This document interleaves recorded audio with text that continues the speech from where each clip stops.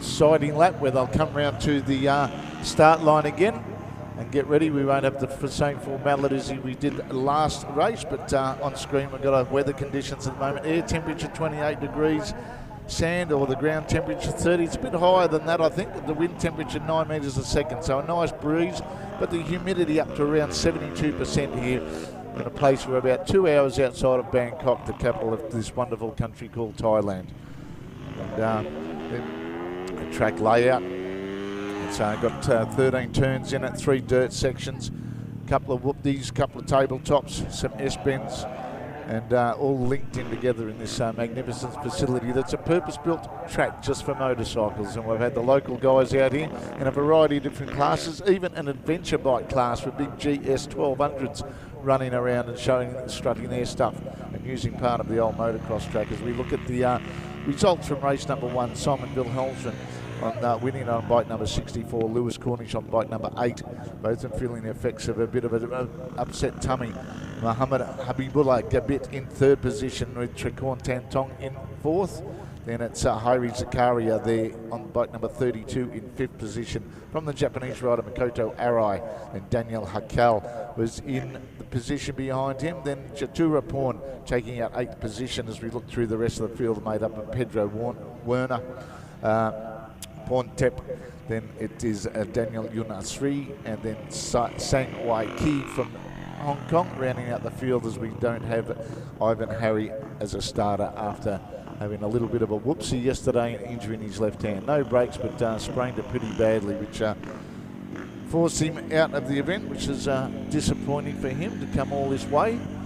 As we see the guys coming up to take their grid positions at the moment. So just seeing the difference in positions, as we see that it's basically 1st, 2nd, 3rd and 4th was finished the way they qualified. So obviously Simon Wilhelmsen, he comes up to be on pole position. Just looking to see where Lou Cornish is. He's in 2nd. And then on the outside of the front row will be bike number 27, Gabit. And then next, on the 2nd row of the grid, on position number 4, Trekorn Tantong, the local Thai hero, the 2015 FIM Asia Supermoto champion.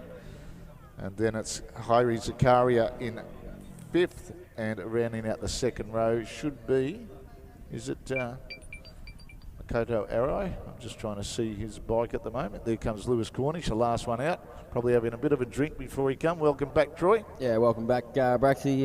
Yeah, I actually had a quick word with Lewis, and he's actually feeling a little bit better after that first race. I think his stomach settled down a little bit there. He's got a bit of fluids into him and a bit of food, so expecting a little bit, maybe a bit of a tighter race there with our leader there. Now we've got down on the grid, we've got a couple of interviews happening with Farah down there. We'll throw down to her and see what words of wisdom she can get. Muhammad Habibullah, better known as Gabit to the Supermoto community.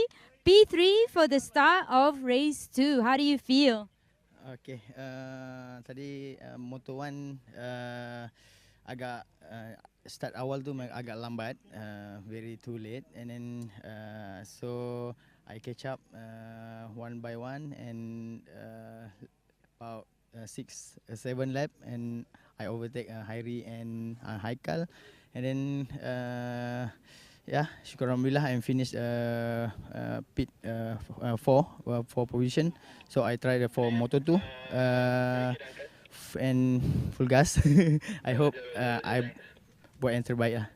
So I try lebih fokus and consistent, insyaAllah. Good luck for the race, Gabit. All the best.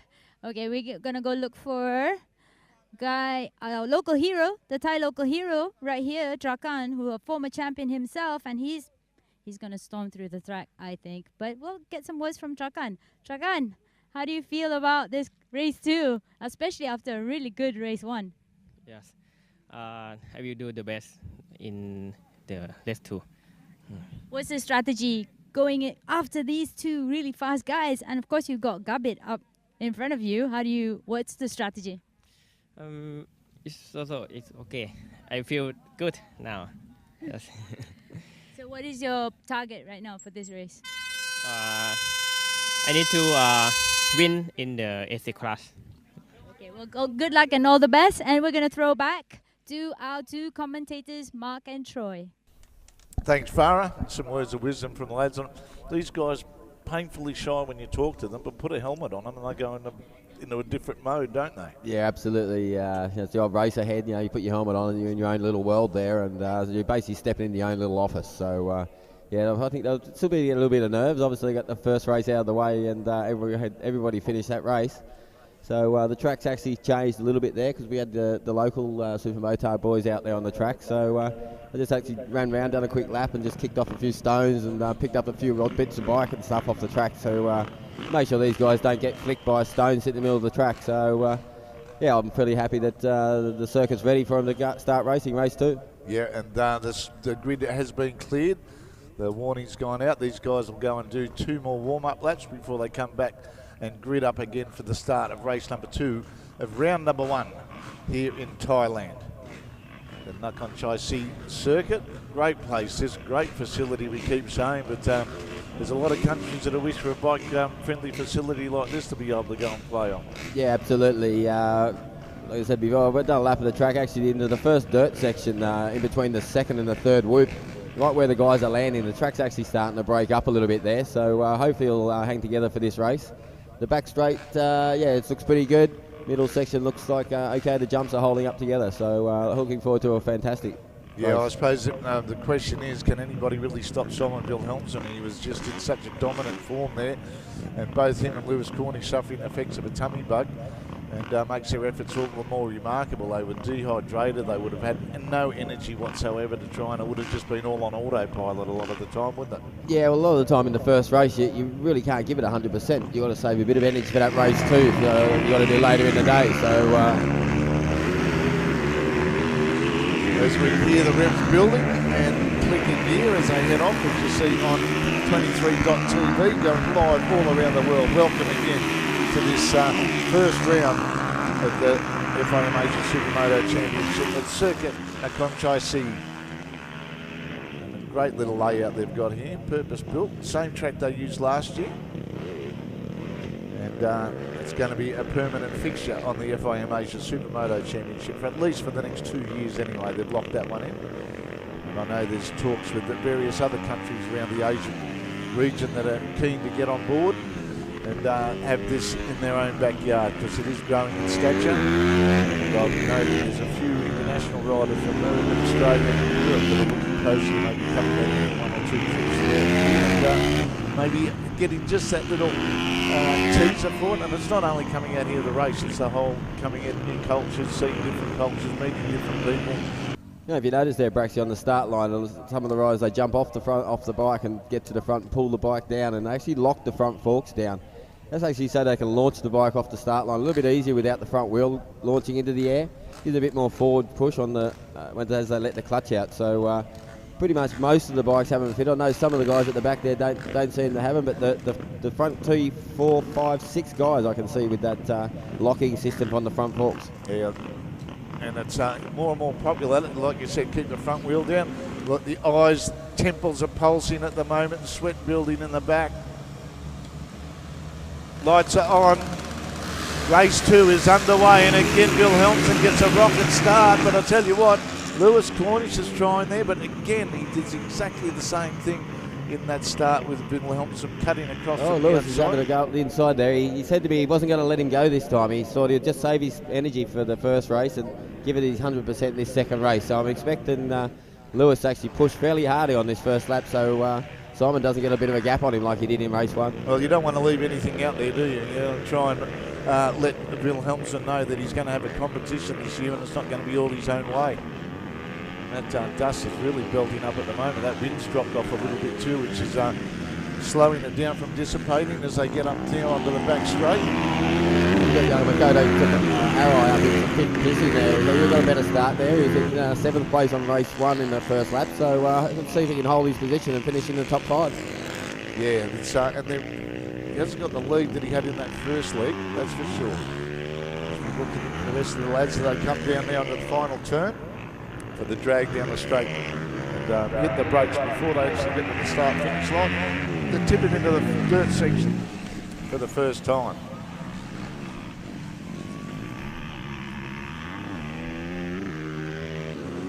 And bike number 64 is away again. And like you said in the first race, Troy, I think he gets the same pebble and bitumen every time he crosses anywhere, the same bit of dirt. And look at him, he's not even really putting the feet down in the dirt at this stage either. Yeah, well, a lot of the time you can actually control the bike a lot more if you keep your feet on the foot pegs. You haven't got your legs flapping around and the bike moving underneath. You can actually hold it, grip it between your feet and your knees actually, and control the bike when it does slide. So obviously you learn that in motocross. A lot of the motocross guys don't take their feet off at all as well. So it's great to see that they're transitioning over to Supermoto with the same technique. As we look now in third position behind Cornish is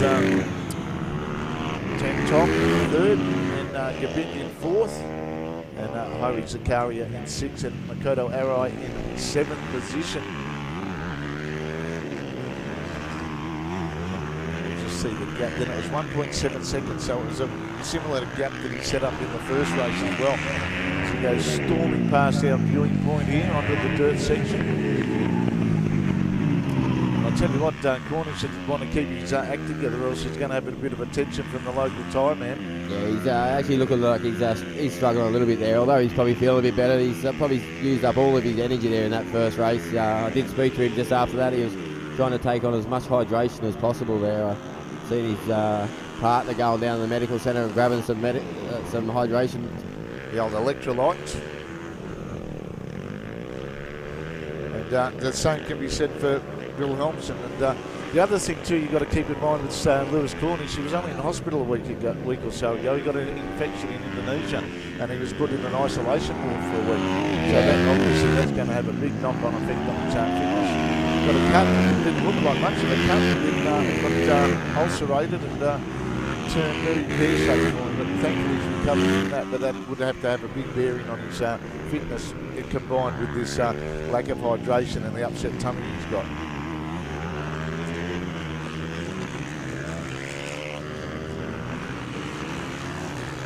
Coming down a complete lap number 3. Corn still there in Fakan, still there in third spot with Gabit starting to close down. And then the lap times breaks in that first race were quite fast. I actually had a quick look at the times, and Simon actually dropped into the 1 minute 9s in that race 1. So he was obviously pushing hard. Lewis was a little disappointed. He only got into like a mid-10. But that's a second faster than what they done yesterday. So Simon's actually obviously found the rhythm of this circuit and feeling 100%. Well, Dato Eric Liu, the man that owns that team, is Simon's team, actually was they were trying to get him to slow down. And I said to Eric, I said, well, probably not the best thing to do. You want to keep your concentration and not, if you start backing off and you're feeling a bit cool, you're going to start making mistakes. Absolutely, yes. It sounds strange, but you're better off just riding at the percentage that you feel comfortable with. Because like you said, if you do just roll off just that little bit, that's when a mistake can happen. You just lose focus just for a split second and you'll be down on the ground. And this could be even more critical in this race because they've already had a long race this morning. But again, he cuts it really tight there, exiting the bitumen section on pit straight. And now the gap out to 5 seconds in 4 laps. So he's very similar pace to what he was doing in the first race.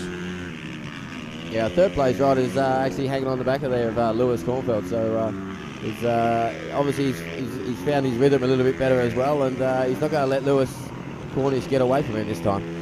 No, he is. And he's probably done a lot more laps around this place as Tan Tong than all the riders put together, being a local Thai rider. And unfortunately, he won't be able to take part in all the series, Troy, because he's actually studying to be a doctor. So he's actually studying to be a doctor, is Tan Tong. So he can't get off. He's got some exams coming up. So. What are you saying? Us riders aren't intelligent people? No, I didn't say that at all, mate. But no, it's good that he's. Well, you don't see many motorcyclists wanting to become doctors because we know what doctors treat us like when you get the casualty ward. You idiot! What are you doing again this time? Yeah, no, it's great to see all these guys actually have normal jobs. It's not their full-time career. So they're obviously here racing this weekend, and a lot of the guys have to go to work tomorrow. So obviously it's. Now what do we see now? 5 laps down with 13 minutes. We've got the countdown clock this time. We had the one that was rolling up. This is a bit better to be looking at to see how much time is actually left.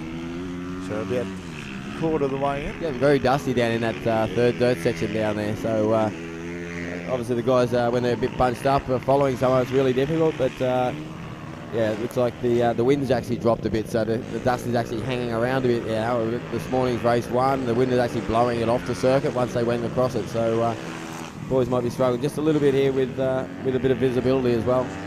Yeah, no, that makes it all the more critical, I suppose, when you're a bit cooked. You want to be putting as much water into yourself as possible, and your mouth's that dry from the dust, you're finding it hard to breathe. You'll be panting for breath a lot of the time as well, particularly when we get down to the last 5 or 6 minutes of this race.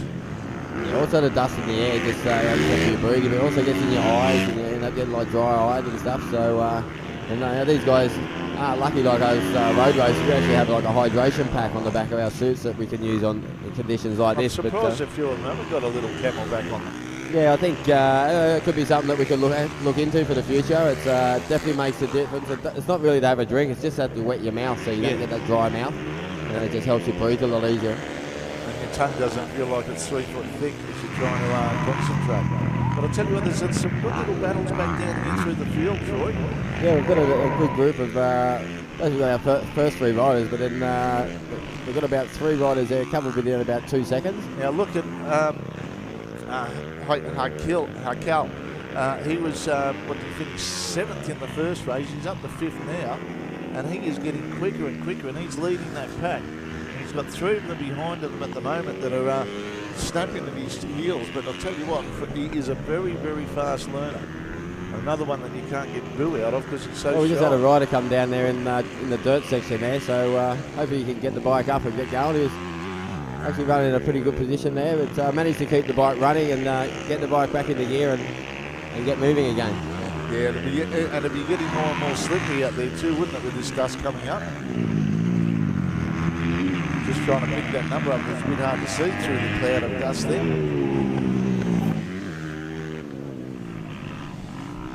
Just see where that's not the top 7 at the moment. And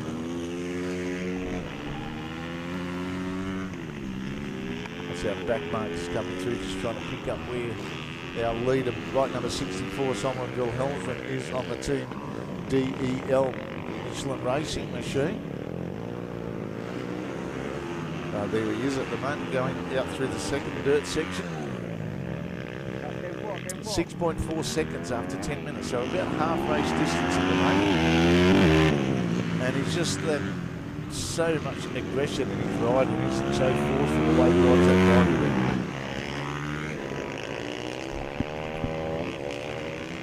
bike. Coming down a complete lap number 8. We're just coming up to half race distance here, Brax, and our leader's pulled a bit of a gap. He's up to 6.5 second lead now, but looks like he's actually just taken a little bit more steady than what he was in race 1. Lewis Cornish hasn't actually lost as much ground as what he did at this stage of the race in race 1, so I think it's a little bit of Lewis maybe just going a little bit quicker, feeling better, and Simon's actually just feeling a bit more relaxed and pretty much controlling the race, making sure he makes no mistakes on the track and actually has like a small little crash, because that's all it'll take, and I think Lewis Cornish will be right on his back wheel. Yeah, so they look like they're doing it easy and treating the track as their slave sort of thing, but like you said, it's only one little slip, come on, and as he's trying to pass a back marker at the moment, they're trying to have their own race at times that they can get a little bit in the way, and if you've got to move suddenly to try and miss something, it can all turn pear-shaped very quickly. So he's Wilhelmsen heads on to the final dirt section again. So we're over the half race distance of the time, the 20 minutes moto, which then we'll have the 2 laps, but now again out to 6.2 seconds after 8 laps. So he's coming down a bit, but like you said, 2C, he knows where he is. He'll be getting the Tato Eric Liu will be giving him the pit board to let him know how far in front he is.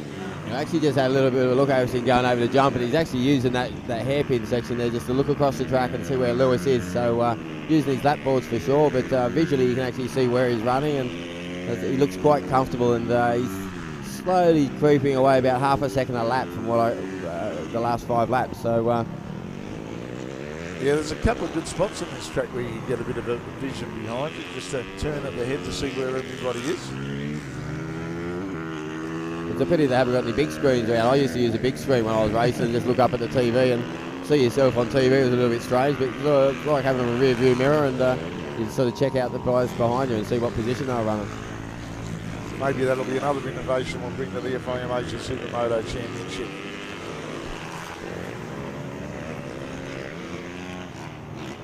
So down into the final 8 minutes. And then he's on screen, we've got Hovi Zakari, the Malaysian rider, probably number 2 in Malaysia, I'd say, behind Muhammad Habibullah bin Salah. A bit.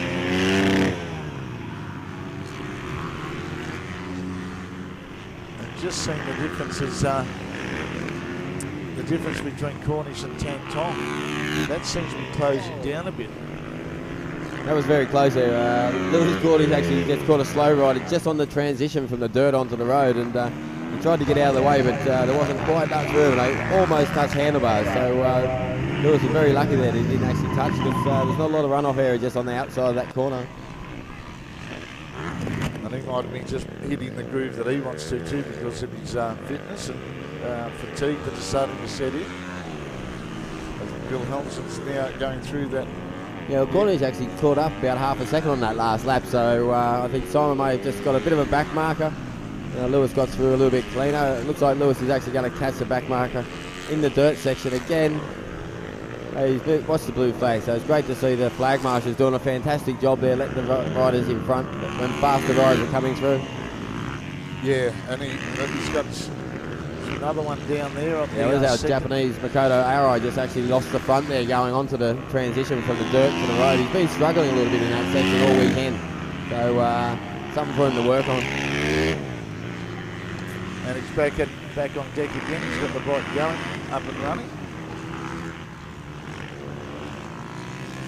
And as we look now, as we come down, getting closer to the final 5 minutes of this 20-minute moto, plus the 2 laps.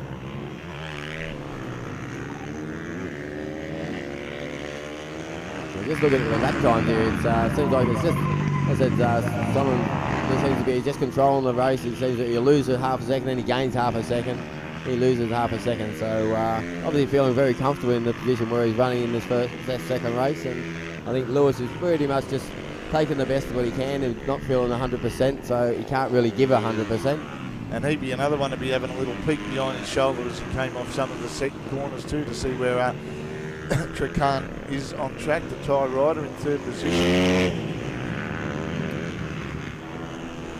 And right up high on the berm there is Bill Helmsley.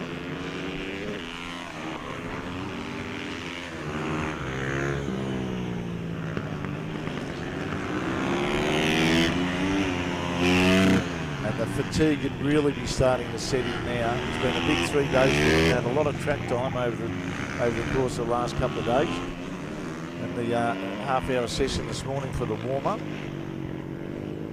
And then some pretty intense racing here. As you said, Troy, they were only getting about 10 or 11 laps in and then into the sessions, and now they're expecting to get around twice that many. They're up to 12 laps with 5 minutes plus 2 laps to go. We actually spoke to Makoto Arai, and he actually said 19 laps is the most he's ever done in one go on a Supermoto bike. He's only ever done before that 10 or 12. So he said for 19 laps it was quite a big challenge for him. But I think he'll definitely learn from that and be able to pace himself a little bit better throughout the whole race distance. And Bill Helmsman going onto that final dirt section keeps a much tighter line than what Lewis Cornish is doing. Lewis Cornish runs it almost out to the edge of the strip before he turns it in. Yeah, he's super fast on the transitions from the dirt to the road, and this last corner he just slides the bike all the way to the apex, gets off the throttle and then lights it up coming out, and he takes in the first corner.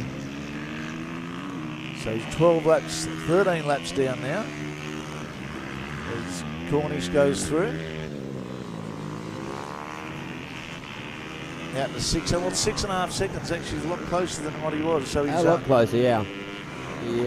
Like I said, I think Simon's sort of controlling the race a little bit. He's not taking any risks. He's taking his time when he's coming up to slower riders, and hence why the gap's probably jumping back and forwards a little bit for him. But just seen him take another little peek over his left-hand shoulder there to see Lewis coming over the tabletop jump. So he's knows where the race is. He'll be counting down the times, which we haven't got that long left. We've only 3 minutes and 30 seconds left of this race, Braxy. So the boys going to be getting ready to see the last 2-lap board coming out very shortly, and I'll be looking forward to that checkered flag.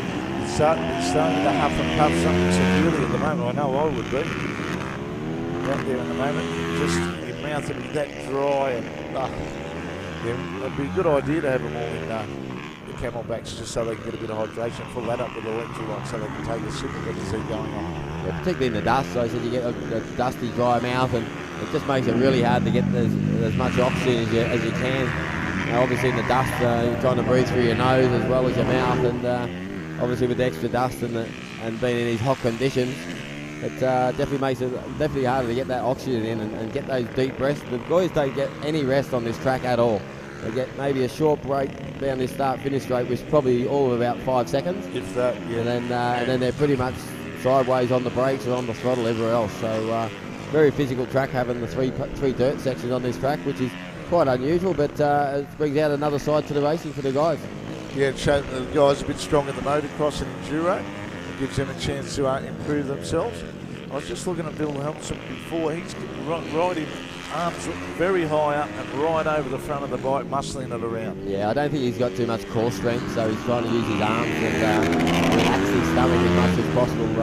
He's done the best he could to prepare himself for this, and unfortunately, if he's not 100%, he can't give 100%. So I think he's doing the wise thing. He's taken some nice points into the championship. He'll walk away with 40 points effectively. So not a bad start for his 2018 campaign. And he really let everybody know that he means business. He came out here for a bit of fun last year. Dato Eric Liu brought him out for the last 2 rounds of the second in the first race, and he knew what he had to do.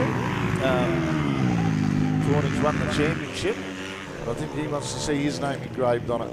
I'll tell you what, the trophies they've got for this afternoon for the top 5 place getters is some of the best trophies I've seen in a long while, and hats off to them. They'll be a coveted piece of, decoration on the mantelpiece, I'd say. They look better than some of my World Superbike trophies that I've got sitting at home. So, the boys have done a great job there, and I think everyone's going to be happy to take one of those and put it up on their shelf. And they'll be that'll be live streamed as well after this race. We'll be down on the podium for the presentation. And right down to 10th place gets a check to take away as well. So we've got 1 minute left before we get to the final 2 laps extra. So he's on number 15. Lap number 15 at the moment. Just trying to, we got to about 17 laps last time, didn't we? So yeah, I think our leader's going to cross the line here just before the clock runs out, so he's actually effectively going to have to do 3 more laps now. He did that he's done that in race 1 as well, so he's crossing the line with like 30 seconds to go. So with this lap plus 2 laps after he finishes this lap to see the last lap board. He probably thought about time that I saw the 2 lap board come out, but we've still got 25 seconds, so he'll be done halfway through this lap by the time the 20 minutes is up, but they wait till he comes back to get the 2. Our third place rider actually closed up on Lewis Cornish there. He's closed up a good second and a half in that 1 lap, so Lewis is going to have to keep his focus and determination to hold on to this 2nd place in this race too.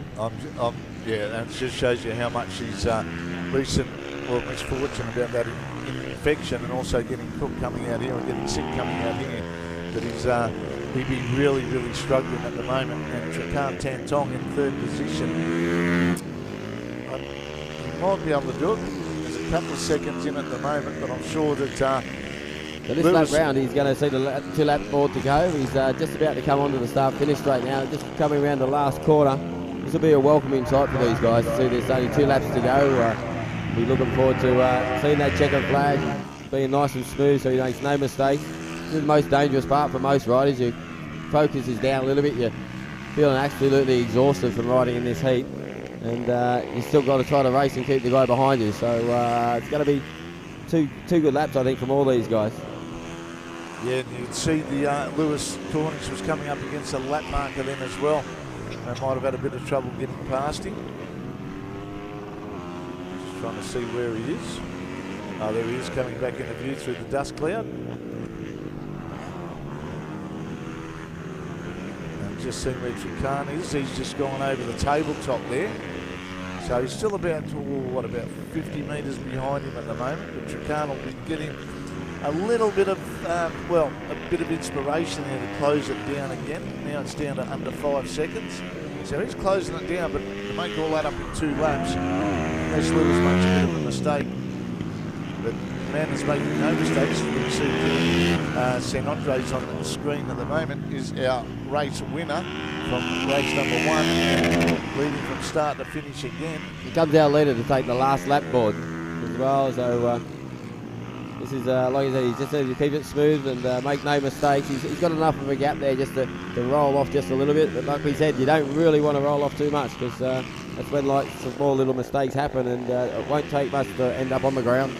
Well, there's 2 sides to this, because there's only 10 seconds difference in the laps, the first and second gap at the moment. In the previous race, it was 20 seconds at this stage of the race. So I think Lewis a bit more determined, and Simon, as you've said a couple of times, just pacing himself to make sure he knows where his opposition is and bring it home and keep everybody happy. He'll probably be having an early night tonight, because I think he'll be flying out early tomorrow to get back to Denmark for his job. I think he's actually a plumber in real life.